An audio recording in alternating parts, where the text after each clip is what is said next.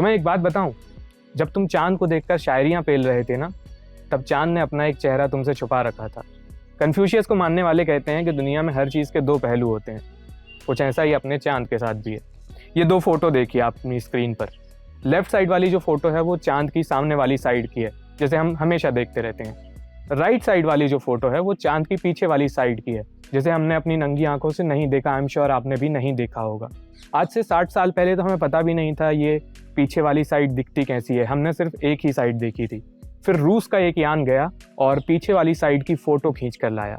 वो फ़ोटो देखकर वैज्ञानिक हैरान रह गए और तब से वो सोच रहे हैं कि ये इतना अलग कैसे हो सकता है, सामने वाली साइड और पीछे वाली साइड में इतना अंतर कैसे हो सकता है। इस सवाल का जवाब वो पिछले 60 साल से ढूंढ रहे हैं और अब फाइनली उन्हें इस सवाल का जवाब लगता है मिल गया है। लेकिन दोस्तों, साइंस में कोई चीज़ फाइनल नहीं होती है। इस चुटकी भरे क्वेश्चन के साथ शुरू करते हैं साइंसकारी का ये एपिसोड।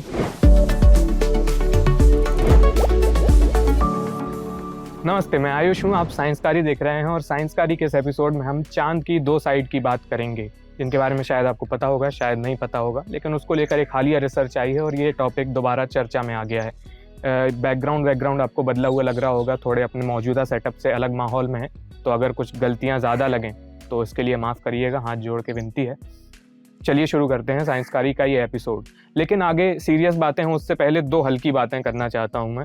पहली बात यह है कि जब आप इंटरनेट पर सर्च करेंगे dark side of the moon या two sides of the moon, इस तरह के कीवर्ड आपको अक्सर पॉप गाने रिजल्ट्स में देंगे। कुछ पॉप एल्बम्स हैं, जैसे कि to sides of the moon में आपको पिंक फ्लॉयड का एक एल्बम दिख जाएगा, dark side of the moon में आपको कीथ मून का एक एल्बम दिख जाएगा।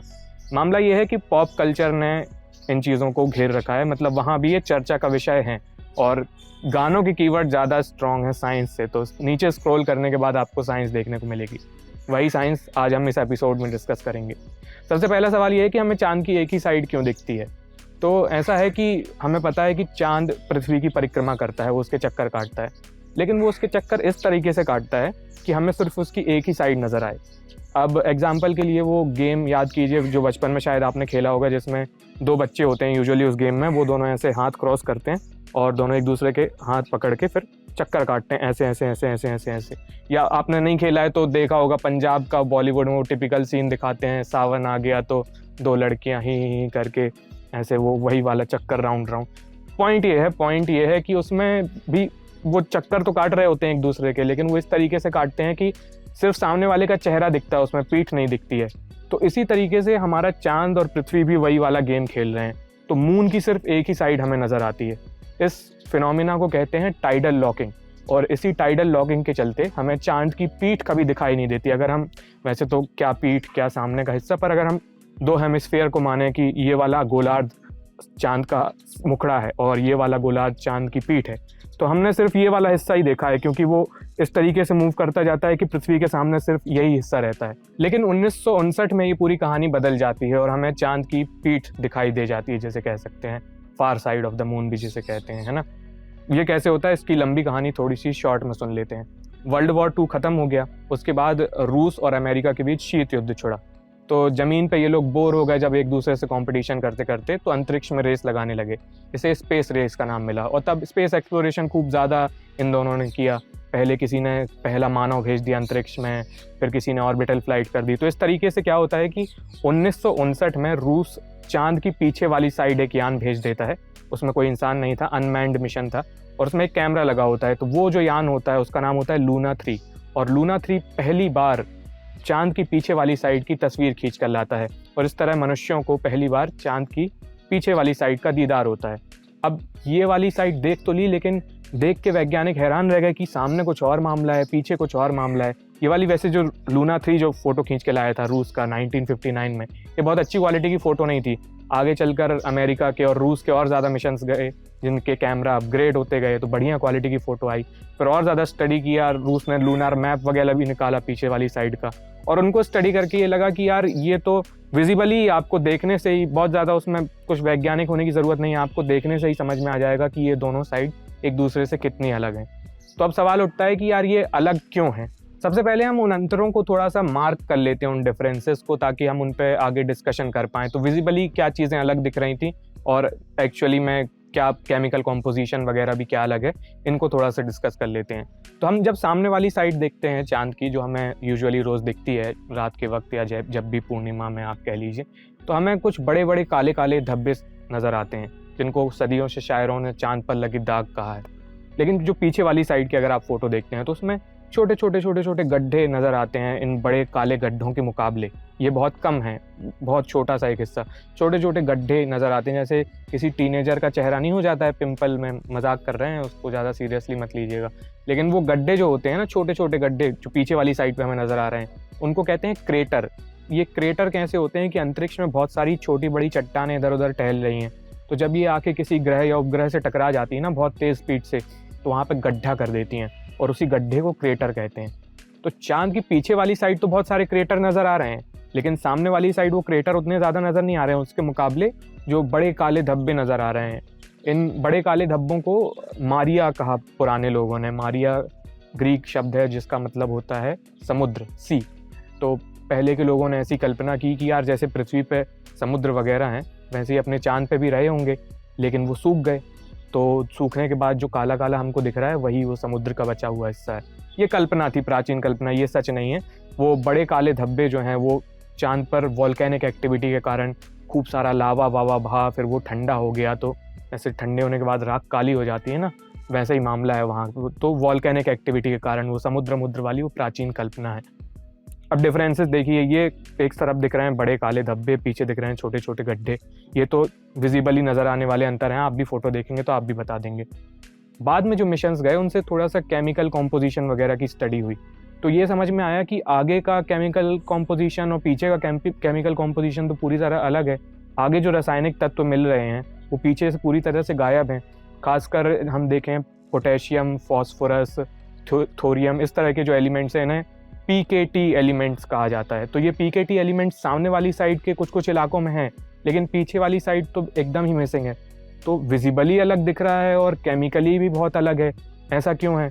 अब इसके ऊपर वैज्ञानिक कई दशकों से माथा धुन रहे हैं और अब इसको लेकर कई सारी थ्योरीज हैं जिन्हें हम डिस्कस करेंगे। तो ये सामने वाली साइड और पीछे वाली साइड के अंतर को बताने के लिए एक थ्योरी तो पृथ्वी को ही जिम्मेदार ठहरा देती है। इस थ्योरी के मुताबिक लॉजिक ये दिया गया कि पृथ्वी जो है वो चांद के सामने वाली साइड की आड़ ले लेती है, इसलिए वहाँ पे ज़्यादा क्रेटर्स नहीं है, पीछे वाली साइड ज़्यादा क्रेटर्स हैं। जैसे वो नहीं होता किसी को बचा लेते हैं, ऐसे ढक लेते हैं, तो वैसा इमेजिन किया कि पृथ्वी वैसा ढक ले रही है, तो जितने इम्पैक्ट क्रेटर्स होंगे सारे पृथ्वी पे ही आ जाएंगे, सामने वाली साइड कोई नहीं आएंगे, और पीछे से जितने आ रहे हैं वो तो चांद को खुद ही लेने पड़ेंगे।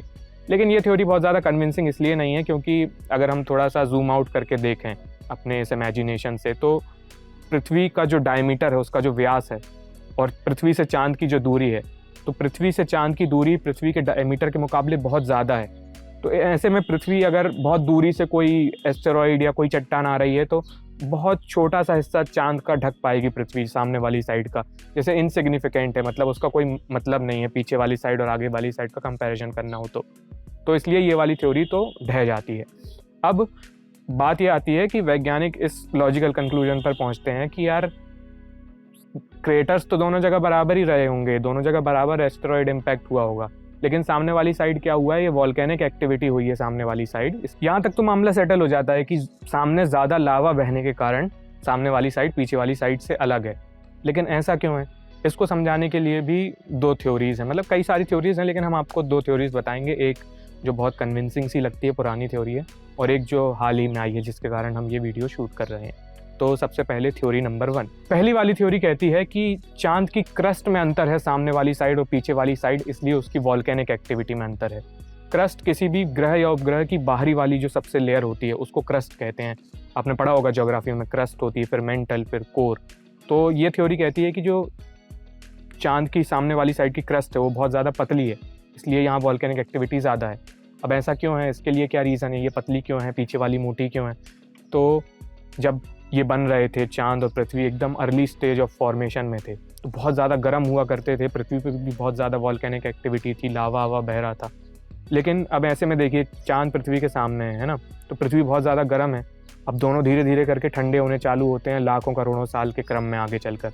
लेकिन चांद की जो वाली साइड पृथ्वी को फेस कर रही थी वो पृथ्वी से लगातार गर्मी ले रही थी, जबकि जो पीछे वाली साइड है वो पृथ्वी से गर्मी नहीं ले रही थी, तो वो ज़्यादा जल्दी ठंडी हो गई, और ये वाली जो साइड है जो पृथ्वी को फेस कर रही थी, इसको ठंडा होने में टाइम लगा। तो ऐसे में क्या हुआ कि जो पीछे वाली परतें हैं वो ठंडे होने से बढ़िया आराम से जम गई, कंडेंस हो गई, मोटी हो गई, और यहाँ वाली तो गर्मी थी तो बहुत ज़्यादा एवेपोरेट होते रहे यहाँ के मटेरियल, तो यहाँ वाली जो क्रस्ट है वो पतली रह गई। इस कारण हुआ क्या, इससे वॉल्केनिक एक्टिविटी कैसे ज़्यादा हुई कि जो एस्टेरॉइड्स वगैरह आए तो पतली वाली लेयर को ज़्यादा जल्दी भेद गए वो एस्टेरॉइड्स, और पीछे वाली लेयर को क्योंकि वो मोटी है तो उसको भेदने में उनको टाइम लगा, तो इसलिए यहाँ पे जाके फटाक से लावा आवा निकाल दिया, जो एस्टेरॉइड्स वगैरह ने वो पीछे नहीं निकाल पाए, तो इसलिए आगे की वॉल्केनिक एक्टिविटी ज़्यादा हो गई, इसलिए चांद के आगे वाली साइड पीछे वाली साइड अलग है, ऐसा पहली थ्योरी कहती है। दूसरी थ्योरी क्या है? 8 अप्रैल 2022 को द जर्नल साइंस एडवांसेस में एक पेपर प्रकाशित होता है, और ये पेपर एक दूसरा सिनेरियो पेश करता है जो लेटेस्ट पेपर है। तो ये बताता है कि जो सामने वाली साइड की वॉल्केनिक एक्टिविटी है, ज्वालामुखी गतिविधि है, उसका कनेक्शन पीछे वाली साइड के एक बहुत बड़े क्रेटर से है, इनके बीच कनेक्शन स्टैब्लिश किया। तो ये कैसा है कि चांद के पीछे वाली साइड है ना, एक बहुत बड़ा क्रेटर है, बहुत बड़ा गड्ढा है, बेसिन है, जो भी कह लीजिए, उसका नाम है साउथ पोल एटकिन बेसिन। ये सोलर सिस्टम में मौजूद सबसे बड़े क्रेटर्स, चांद का तो सबसे बड़ा गड्ढा है ये, बेसिन है, बल्कि सोलर सिस्टम में मौजूद क्रेटर्स में भी ये सबसे बड़ा है। तो इसका लिंक उससे बताया जा रहा है कि जिस दौरान ये हुआ था, जब एक बहुत बड़ा एस्टेरॉइड या बहुत बड़ी चट्टान आके चांद से टकराई होगी और साउथ पोल एटकिन बेसिन बना होगा, तब क्या हुआ कि उसने बहुत अंदर हीट को प्रोपोगेट किया चांद के अंदर ही अंदरूनी लेयर्स में, मेंटल वगैरह में। तो उससे ये हीट क्या हुआ कि उनने ये कंप्यूटर सिमुलेशंस किए हैं बाय द वे, उनने ऐसा हाइपोथेसाइज नहीं किया, देखा कि एक इतना बड़ा लेवल का क्रेटर उस दौरान चांद की उस स्टेज पे आकर हिट करता है, तो कंप्यूटर सिमुलेशंस रन किए, तो उनको ये समझ में आया कि वो जब हुआ ये साउथ पोल एटकिन बेसिन बना, तो वहाँ से हीट प्रोपोगेट होना चालू हुई, और वो हीट कुछ केमिकल्स को, कुछ खास तरह के केमिकल्स को front side of the moon यानी सामने वाली साइड की तरफ लेकर आती है, और फिर यही वो केमिकल एलिमेंट्स थे जो वॉल्केनिक एक्टिविटी को स्पर करने के लिए जिम्मेदार थे सामने वाली साइड। ये दूसरी वाली थ्योरी का दावा है। यहाँ पे एक कथा समाप्त होती है। आपको लग रहा होगा कि यार क्या पहली वाली ज़्यादा कन्विंसिंग लग रही थी, हमको दूसरी वाली तो अजीब सी लग रही है, पीछे वाला एक गड्ढा कहाँ से हीट कैसे आई, तो मामला जम नहीं रहा है। लेकिन कंप्यूटर सिमुलेशंस किए हैं उनने, ऐसे ही हवा में निकाली नहीं है थ्योरी, तो इसलिए उनको वज़न मिल जाता है इस वाली थ्योरी को। और ये भी आप ध्यान रखिए कि हमारा जो इमेजिनेशन है वो हम अपने टाइम फ्रेम में नोटिस कर रहे हैं जो चीज़ें, वो उसके हिसाब से हमें चीज़ें लॉजिकल लगती हैं, लेकिन कॉस्मिक स्तर पर चीज़ें बहुत बड़े लेवल पर होती हैं, उन्हें बहुत टाइम लगता है। ये सारी चीज़ें लाखों करोड़ों साल में हुई है, ये उनका बेसिन बनना, वहाँ से हीट प्रोपोगेट होना, ये सारी चीज़ें थ्योरी के मुताबिक। तो हमें जो चीज़ें बहुत ज़्यादा लॉजिकल नहीं लग सकती या हमारे इमेजिनेशन के बाहर हो सकती हैं, हो सकता है वो भी सच हो। ये वीडियो आपको कैसी लगी हमें बताइएगा कमेंट सेक्शन में। कौवे वौवे की आवाज़ आ रही होगी, गाड़ियों की आवाज़ आ रही होगी, मुझे नहीं पता कैसा शूट हुआ है, क्योंकि थोड़ा सा माहौल बदल के मैं बाहर आया हुआ हूँ, उसके लिए माफ़ करिएगा। हमें बताइए इस थ्योरी के बारे में, पुरानी थ्योरीज़ के बारे में, चांद के बारे में, और क्या आप जानना चाहेंगे, ये सारी बातें हमें बताइए कमेंट सेक्शन में। बाकी ये वीडियो देखने के लिए आपका बहुत बहुत शुक्रिया।